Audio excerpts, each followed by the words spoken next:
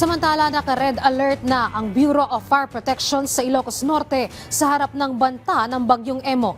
Handang-handa na rin ang BFP Ilocos Norte sa pagsasagawa ng rescue operations. Si Jude Pitpita ng Radyo Pilipinas Lawag sa detalye. Jude!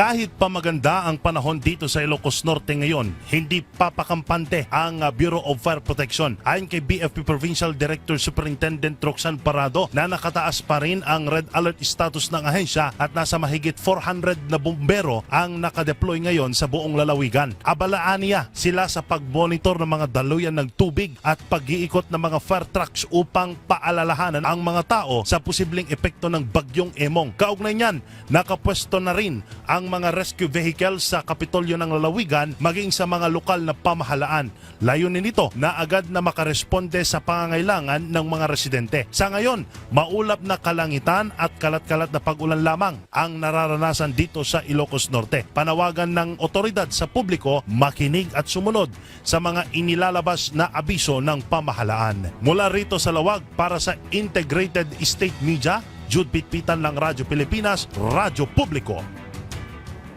Maraming salamat, Jude Pitpita ng Radyo Pilipinas Lawag.